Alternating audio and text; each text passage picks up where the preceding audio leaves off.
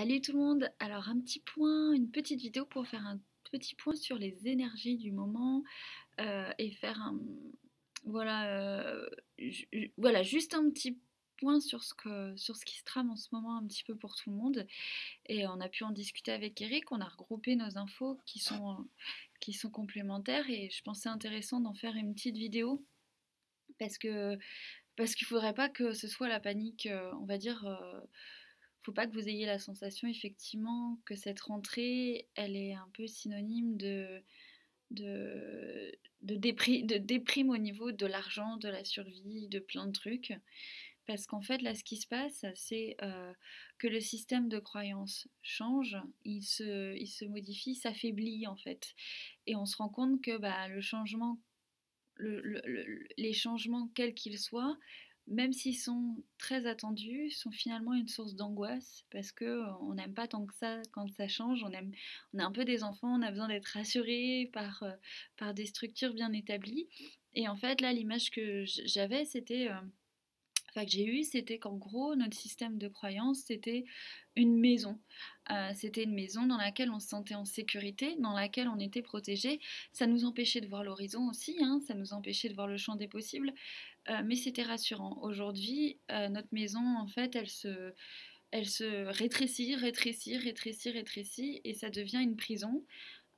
Et en fait, notre système de croyance devient un peu, enfin c'est hyper oppressant comme un espèce d'auto-envoûtement en fait où on a la sensation d'avoir le nez dans le guidon.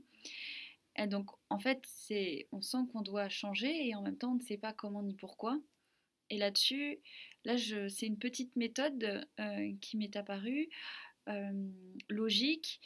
Après, c'est différent pour chaque personne. Il y a des gens qui vont être extrêmement créatifs dans l'âme, entre guillemets, et qui sont adeptes des sauts dans le vide, et d'autres moins. Donc il faut respecter en fait sa temporalité, il faut respecter son identité par rapport à ça. On n'est pas tous égaux sur les mêmes notions.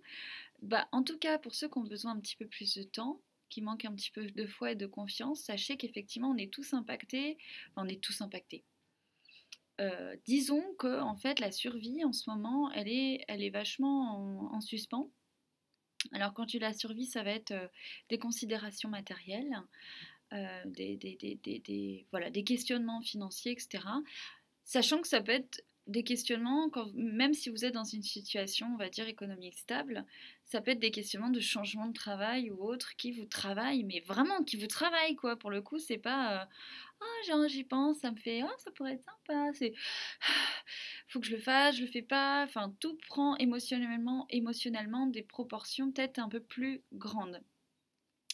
Donc par rapport à ça, ce que je vous invite à faire comme petit exercice, c'est vu que la maison, le système de croyance, que finalement on est amené à ne plus avoir pour être le plus flexible possible, avoir le plus de possibilités dans la vie, avoir un champ des possibles large et positif, il faut plus cette maison entre guillemets de croyance, mais on ne peut pas passer du tout au rien parce qu'on est des êtres qui ont besoin, voilà, que ça fait peur quoi.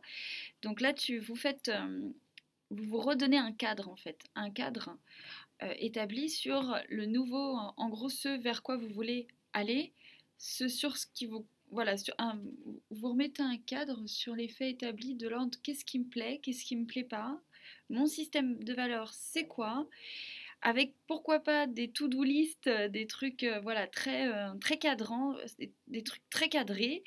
euh, Parce que à ce moment-là, finalement, ça vous amène juste à accepter, à vous engager dans ce changement sans perdre tous vos repères, parce que vous en recréez d'autres, mais ces repères-là, finalement, vu que le cadre il est établi, vous allez pouvoir le dépasser sans complexe, naturellement.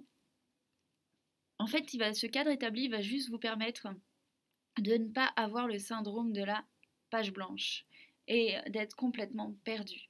Mais à côté de ça, vous allez pouvoir, la to-do list, peut-être que vous n'allez même pas la regarder en fait, que ça va vous permettre juste de vous vider la tête à un moment, et puis le mental, il est, voilà, il a fait son boulot, et du coup, vous pouvez vous atteler à finalement votre créativité et être plus dans l'instant, et puis faire ce que vous avez à faire également. Donc voilà, donc